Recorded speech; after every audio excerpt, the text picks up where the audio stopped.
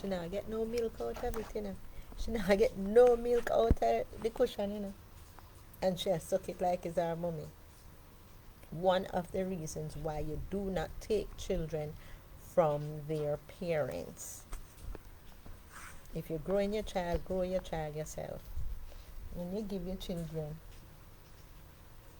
when you give your children new mommy, new home, them gone mad, them go crazy. It plays on their brain. You don't grow healthy children that way. Because they don't know who their parents are. And sometimes it takes a lot of making up too, because even when the parents get them back, they are still malfunctioning because they didn't get that nature nurture stage, that pampering stage, from their mother.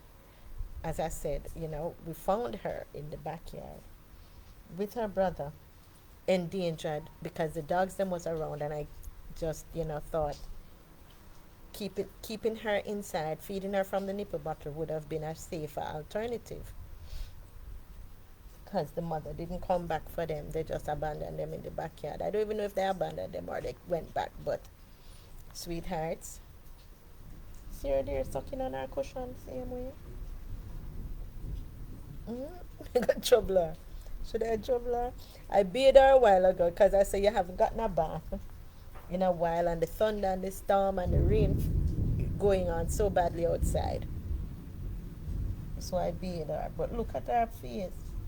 The cushion, and she sucked the cushion. Nobody, what the hell?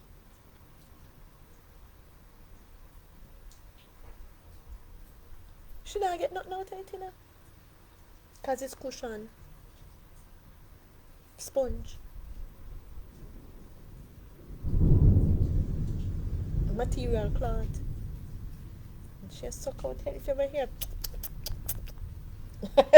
you look at me. No, hear me a teaser. She hear me a suck too.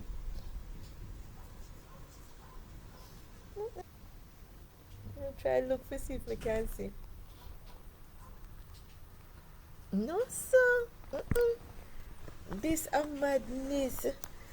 Up to the kids, so you can imagine what the kids are feeling. This is an animal, so you can imagine what the humans. Oh, baby, yeah, suck the thread for not in the head. Nobody suck my finger. Alright, go on back, go suck your blankie. Alright, but you can imagine what the children are feeling when they're taken from their parents and given to other parents to grow. So that is like a little evil act. They get mental, the parents get mental too, because the parents are missing their bonding with the child, although because they're adults, they cope a little better, because it's like them have to strong up. Them have to toughen up. But there is something that gives that brain development, that brain satisfaction. She like it. I give her a little rub up. She like it. There is something that gives the brain development in the nature nurture stage. Oral satisfaction when they're young.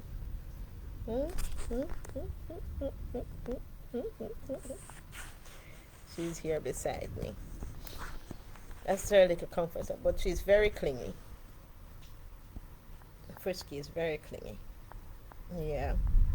But as I say, too much madness going on into this world and in this surrounding that I don't even know how to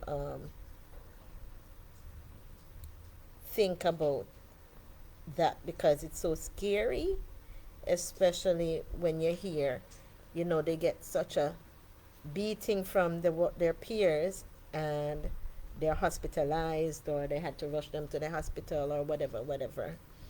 I'm like, well, lucky thing the hospital is there, lucky thing the doctors are there to help them to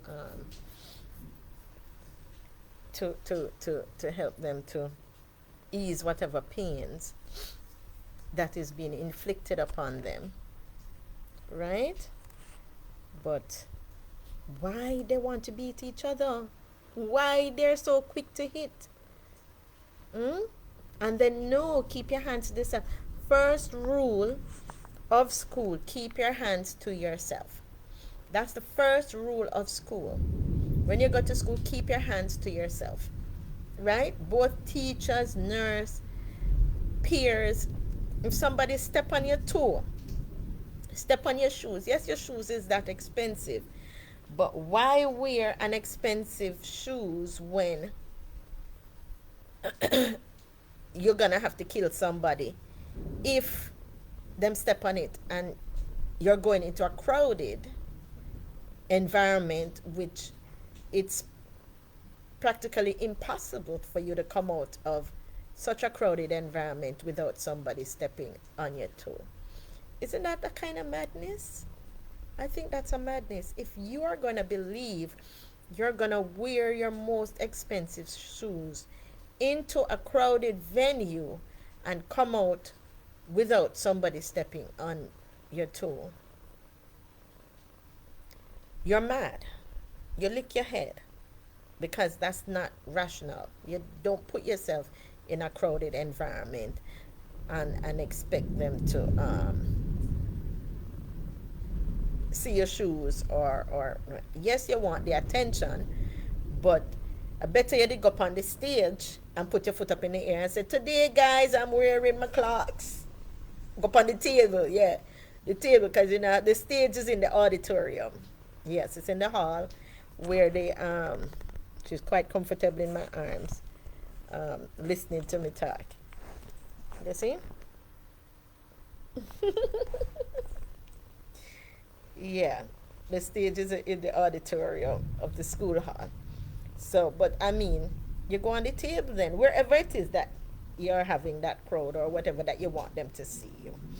So, as I say, it is a counseling thing. So the man in the line, I'm getting some items, and the man in the line now is, I don't know if he's a psychiatrist or something, but because I say, yeah, the nurse need a good whooping for make sure you know, say, keep your hands to yourself.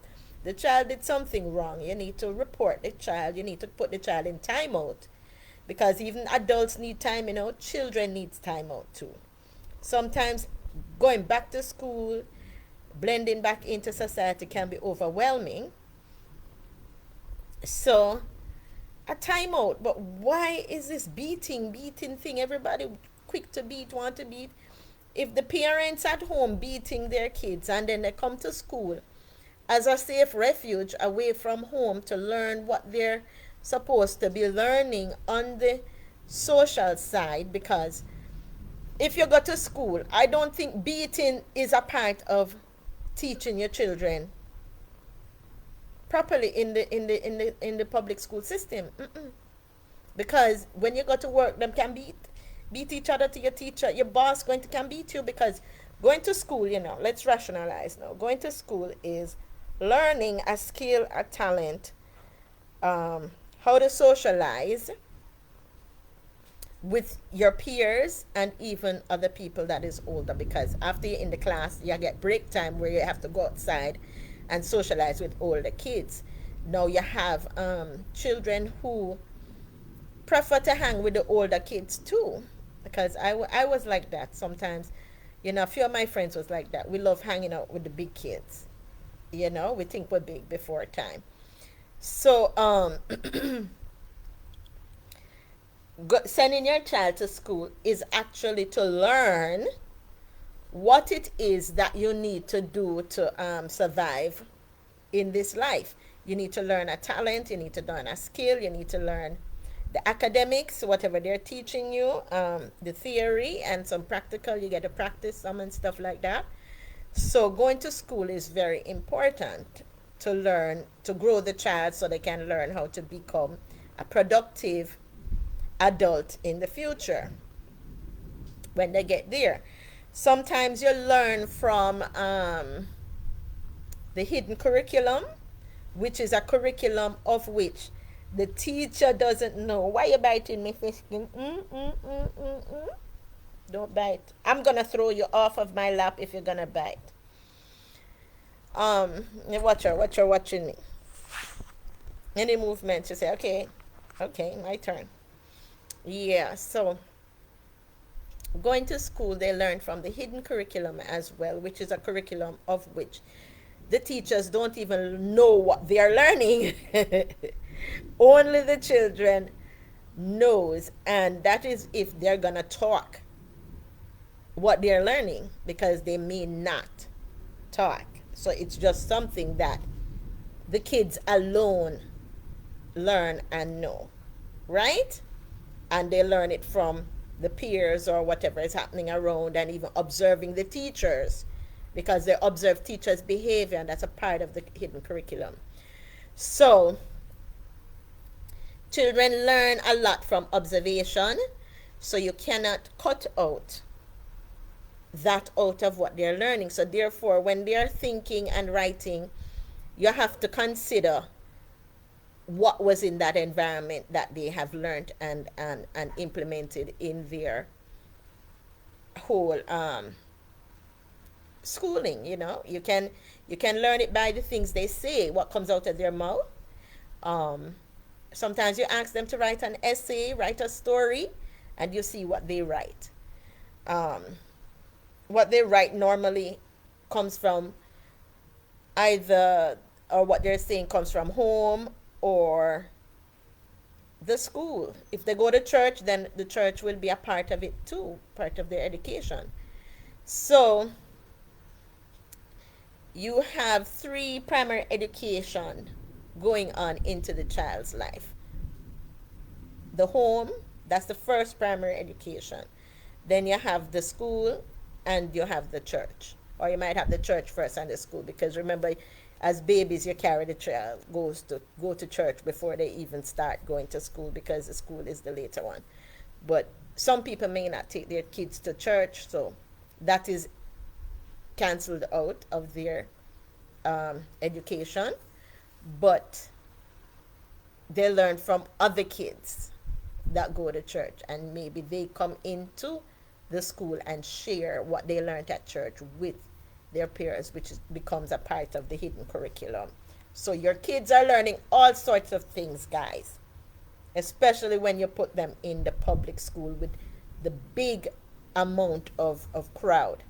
So the only solution is you need to remove some of your kids, if you can afford to remove them, and put them in the private setting, because it's a little easier to manage. You don't have so much people around influencing them and teaching them as well. And you can see clearly most of what it is that they're learning, so you can even correct behaviors too. You know, especially if you're not around them all the time. You have to travel a lot, you have to work a lot due to work and stuff like that. I think the private setting is much better. Putting them in a public school, oh gosh, and the people them kill your picnic. And they do it. I think these people sometimes do it more for the better, because it's a public scenario, and only the strong survive the public. As they always say, only the strong survive. And if you love your child that much, and you don't want something to happen to them to that extreme, then I would advise you put them in a private setting. It helps you to help them to learn. And why you want your child to be harsh? Look at me. I'm an old woman, yes, but I wasn't brought up harsh. I had siblings and family members that looked out for me all the time to make sure that I'm not influenced by people to do wrong behaviors that would be detrimental to myself and to anybody else. So I was merely sheltered. I was merely sheltered, and I went to a private school on top of it. So I was well sheltered, but it didn't stop me from interacting with the public. I think the public people fascinate me. They have so much new ideas. new stories to tell me, sometimes, and I am fascinated listening on how they cope with whatever it is that's happening around them. And, I take it as a learning experience because, according to them, they say, we street smart, Chrissy. They can't trick us so easy, You not naive, you don't know certain tricks where the people them go on with outside. But I think I learn as I go along, but I think too much of the crazy thing is getting to me now. I like to remove myself and just, I am always a reader, I'm always a study, I'm always writing. That's me.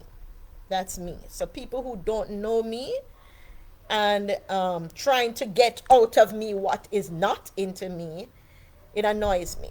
It annoys me, and I get very frustrated easily.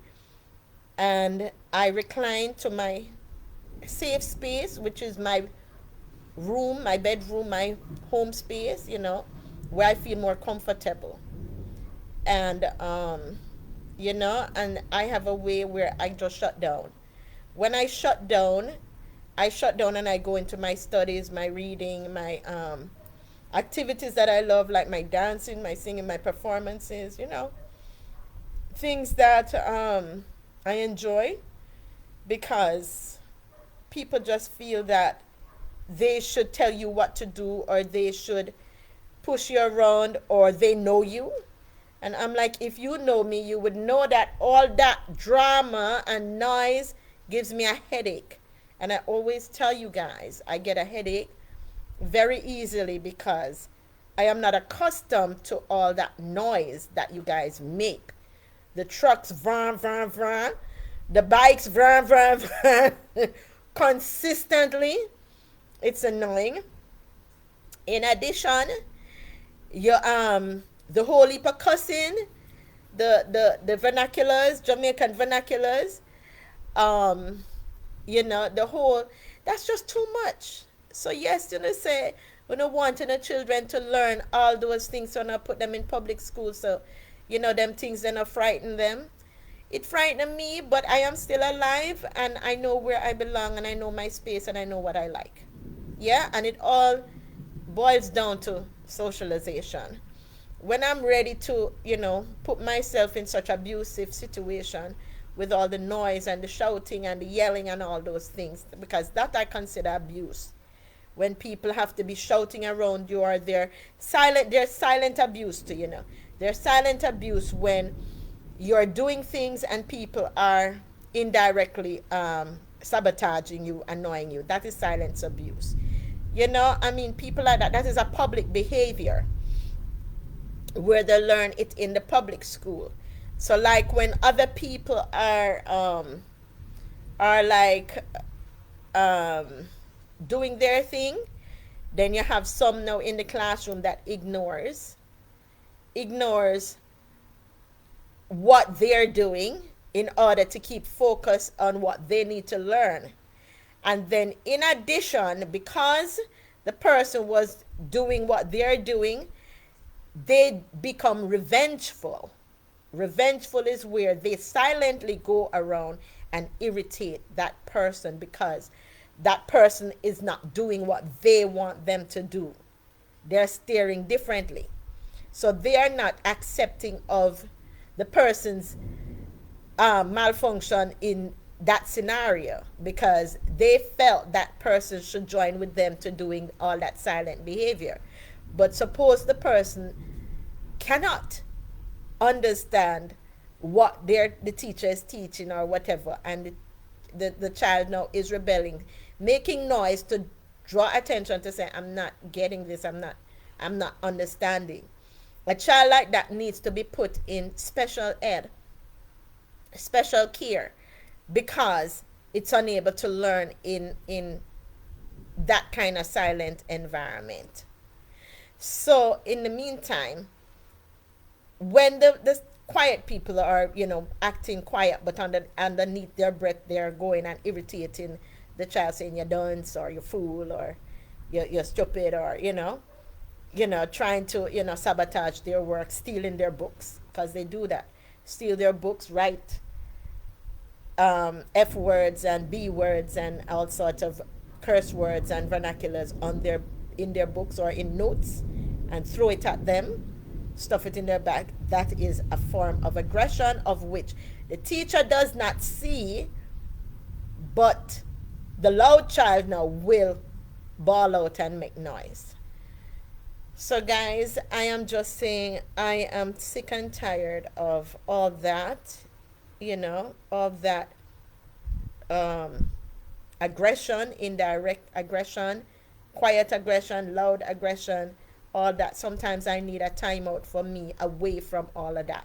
And this is how I cope. I take myself away, I recline, I withdraw myself, I read my book, I listen to my music, I do my dancing, do my ball. As I say, I'm always a dance teacher is always a dance teacher. I'm always a gymnastic teacher is always a gymnastic teacher. Performing arts teacher is always a performing arts teacher. I'm always doing my creative activities, of which I enjoy doing, because it clears my mind and it helps me to relax.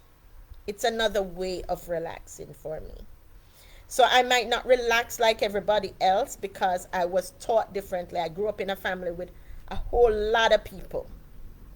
So you can imagine that crowd and whole heap of excitement what them go on with. Whenever I am faced with that, I know I have my little space to recline to. Nobody no trouble me, nobody no pay me no mind. Them just make me go into my bedroom and lock up and go read my book and study. When me go to school, me get me high marks, me pass my exam, me pass my subject, and me say, yes, Chrissy, you're good. You feel good. I feel good about myself. Yeah? And all the ones them who can't do the work are not figure out what they're going to do whatever they do, and it works for them. And nobody not have no problem, nobody not have no animosity. So everybody is different. Everybody does things differently. So you can't go on now because somebody is different or acts different. You're going to hit them. You're going to hit them. No. Because it's like, the rowdy ones serve a purpose, because if they were not rowdy and loud and talk, when them cannot do something, they wouldn't get the help. Because if you don't talk out to say, I can't do this, I'm having a trouble doing this, then I would know to say, okay, the person's having trouble, let me come and see if I can help you.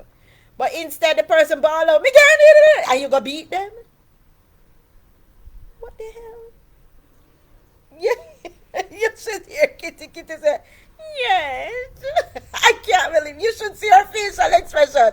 Let me see if I can show you. Show them your facial expression. Nah, she look up when I turn the camera on her. She look up. But you should see her facial expression when I said, and them beat them. When them said them can't do this, them can't do that. And the public beat them. You understand? Because they can't do it. And feel say if they beat them, it's going to work. And it doesn't work. It doesn't work. Someone said to me when I was young, my growing my child, my son, he was always late. Move slow and, can't wake up early. He's not an early wake upper to go to school 7 o'clock. So, that the public school started 7 o'clock, and I put him in a, which school? I had put him in a public school in the country as experience, and in, to see what would happen, because it's close to home, so it's still set up like a private school, and it's a country school, but, was close to home, and in case of anything, I say, you can come home or whatever. But it's a trial, taking him out of the private school setting, even though private school setting started at 8 o'clock. Some start at 7:30, some start at 8 o'clock. And in Kingston, in the private school, we have to drive. So the traffic sometimes would hold us, so you'd have to leave out like 5:30 or 6 o'clock to get to school for the 7:30, 8 o'clock, because you have devotion time and all that. And journey from one community to the next community in the traffic was hectic, and it would make us so late. So somebody said to me, if you was beating those kids, if you was beating your kids, He wouldn't do that. He wouldn't do that. And I said, I wonder if I should try that. I tried taking up the belt. I take up the belt and I said, come down. Get up, I'm gonna beat you. So start swinging the belt at my son, hold the belt. And I said, Mom, who tell you such rubbish? You need to stop this foolishness and stop follow the people them. You could beat me till you're blue. It's not gonna work. These things don't work. I am not cut out to wake up 6 o'clock in the morning to get ready to go to school every morning. It doesn't work for me like that. You know? Wake up 5:30 and get ready to function as quickly. So I'm like, okay, I guess him come with different personality. But I had to function like that because of the biological setup with when we were little, mom had to be waking us up regularly. I tried it with my son and my daughter. I would wake them regularly. Only my daughter took to it. But the boy, there's something different with boys. Yeah, it just didn't work. But the girls, it took to them. So I just didn't put it on my head. I just wait my time out and see if he'll grow out of it. Made him do private tutoring and stuff, and it worked because at least he still learned.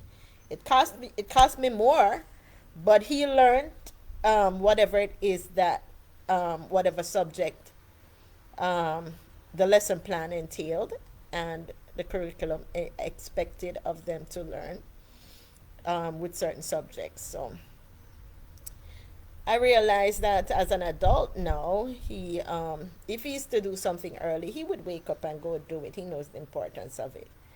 But I don't think it's a consistent, regular, he's that type of person that can do that consistent, regularly. He would have to go through some kind of hypnosis or, I don't know. I don't know. But if him don't like it, it's a mindset. And if you don't like to do something, no matter what you do. So with the kids, yeah, beat them and yeah, torture them to do certain things are trying to change behavior. If a child doesn't have to do something, they won't do it. They won't do it. You have to have a motivation as to why you do it. Now, some of our kids, our home life is a little bit more comfortable than some. The parents make it more comfortable than some. So when your child have a comfortable home life where they everything is met to them by the parents, sometimes they don't even learn as quickly as the child who has to learn because this is a life and death situation. My parents is so poor and we're dying for hunger and I need to find a way to get out of it. And at least when I go to school, sometimes my friends share their lunch with me. So I love going to school because I have a kind friend, I have a kind best friend. Sometimes in the counseling office, the teachers and the counselors share their lunch with me. Or the PATH program, government programs, give them breakfast and stuff. So I like to go to school and I have to be motivated to learn something because I don't want to stay in this forever. And when we finish studying, then what's going to happen if I don't learn a skill or learn how to do something? How am I going to eat bread if I stay into the home? And my parents, them is very aggressive and. So those kind of kids are going to learn faster than a child who is comfortable at home, nice roof over them head, food to eat and whatever, car drive and drop them off at school and pick them back up. I mean, those kids are going to be harder to not know things. So when you're wondering what is happening, those are the things that's happening. Some children are more comfortable, so they're harder to learn than others. With me, yes, I am one of those. So maybe my head harder to learn, but it's harder to learn the what would you call now the roughness. When you go there, I run I run back home. I'm like no, go back in my comfort zone, and that's how I learn. I learned better because that was what I was brought up on and I was socialized on. That, I can learn better when I have my food to eat, my little comfort in my zone, my little quiet. It has to be quiet too. with all the noise and the trucking and the biking and the shouting and screaming and the scare, that don't help me to learn. That scares me. That scares me, and it's like I shut. It's like I go frozen. It's like I freeze and don't even remember a lot of things. I get forgetfulness.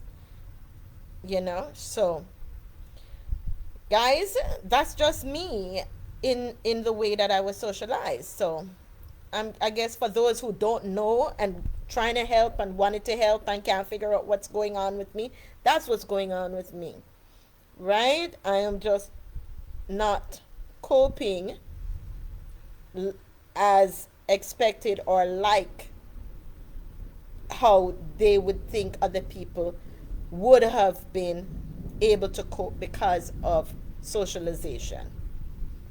Yeah?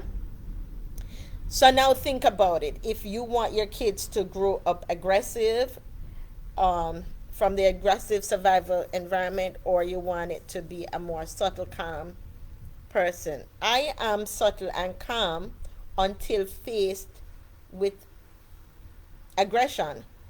Then I start to reflect, because it's something that I learned to do because of my counseling education and learning how to manipulate my brain to try and grasp cultural behaviors to fit in. Yeah.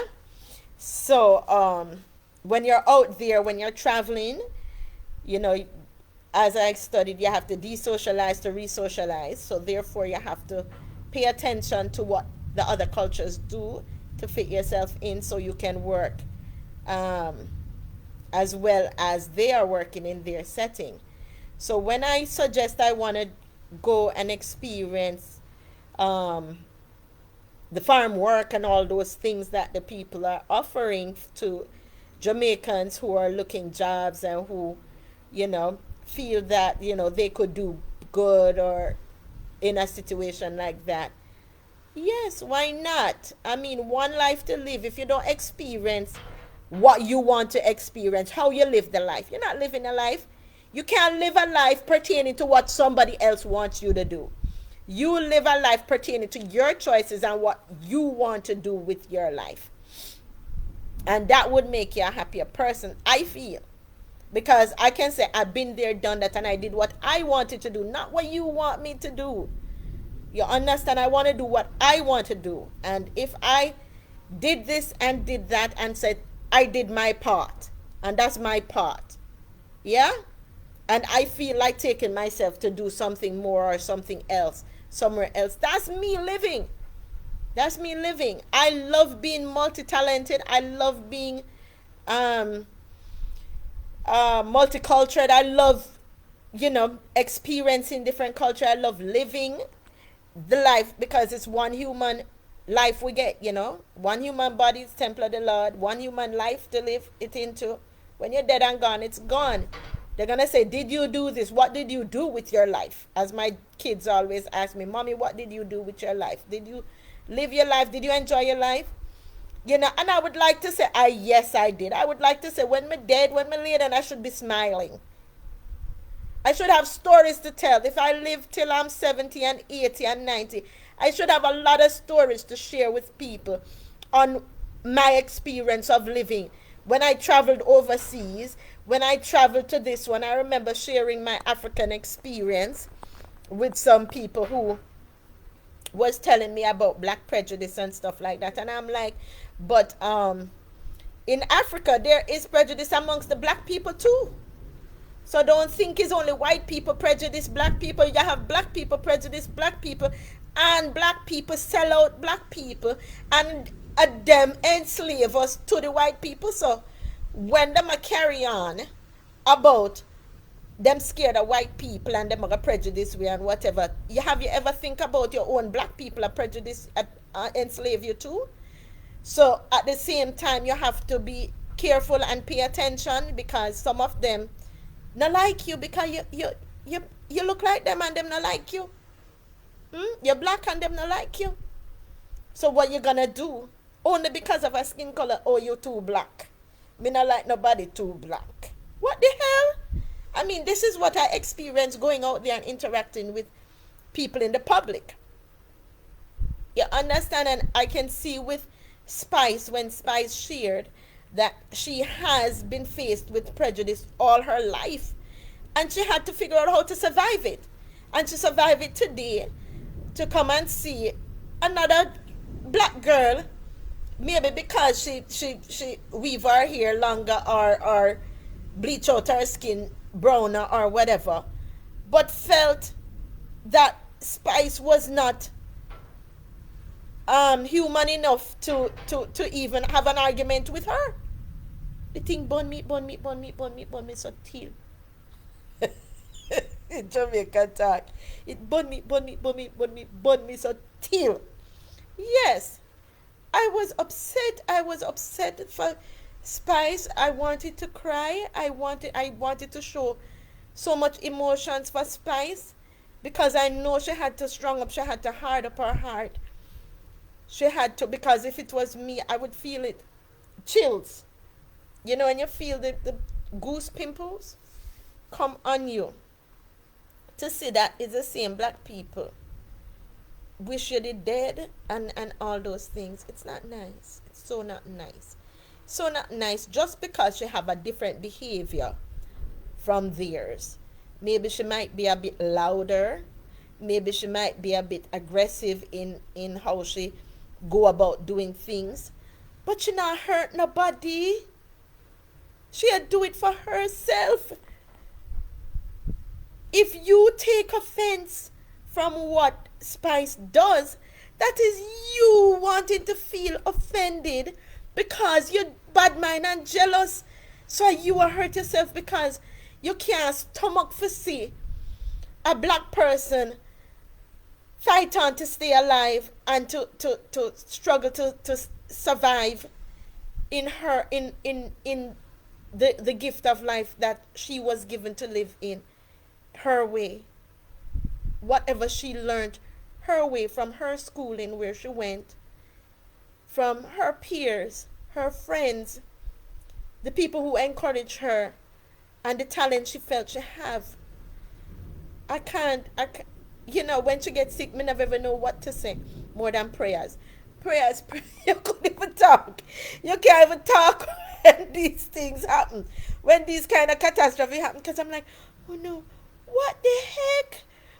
Don't kill my girl. Don't take my girl. Don't take my girl. No, no, no, no, no. No, she didn't do nothing wrong. All she did was made a mistake and go follow the people them in them behaviors. But nothing is wrong with following. Sometimes you follow, but you learn, because if when you follow and it turned out negative for you, all right, me not do it again. Don't do it again. Don't do it again, Spice. Try find alternate medicines, alternate ways, you know. But I'm so happy that she came out, you know, triumphant, and she can still do her performance and her things again. It's nice. It's nice, and I lift my hats off to you, girl. Yeah, because as them say, what them say, ghetto girl and uptown girls don't mix.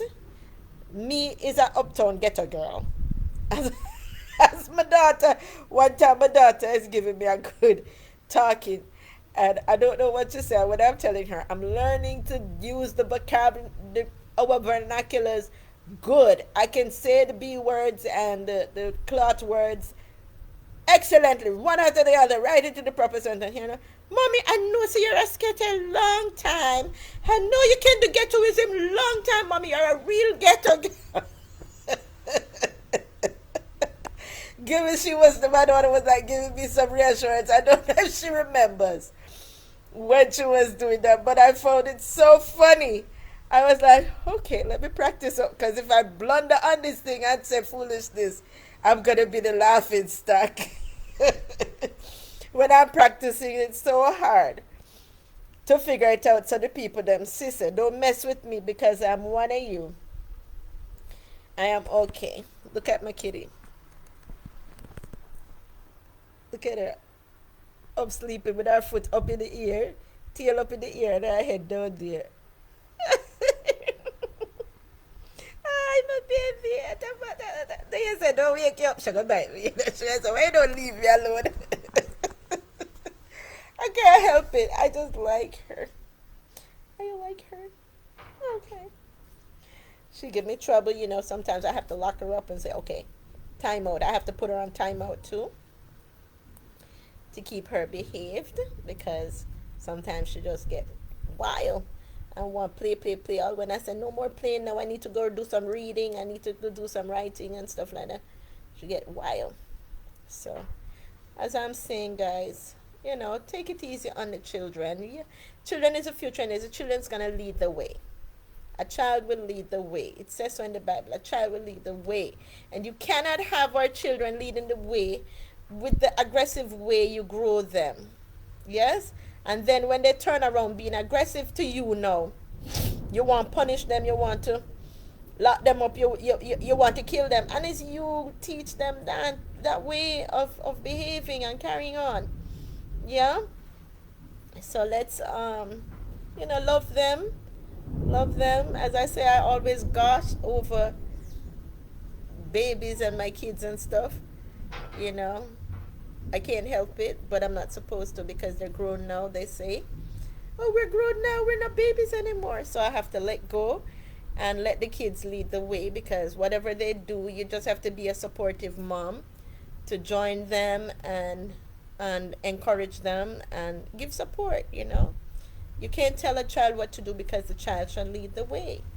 That is the same. The child will lead the way. So you as an adult cannot feel that you're going to be still leading the way when your child becomes the adult to lead the way. So the child shall lead the way. Right? So teach the youths right, teach your children good so that they can continue leading the way. Yeah? You, the parents, had led the way and had the children to teach them. And so they will take it from where you are to lead the way.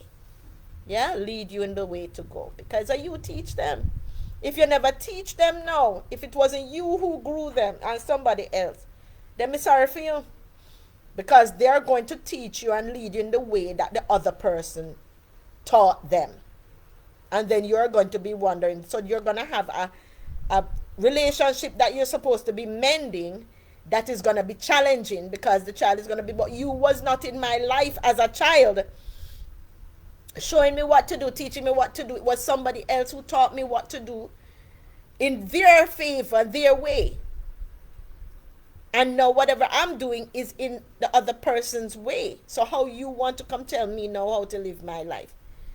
You understand? So the child gets upset that way. So, you know, teach your child and don't make other people teach your child for you. Is you must teach your child how you want to go.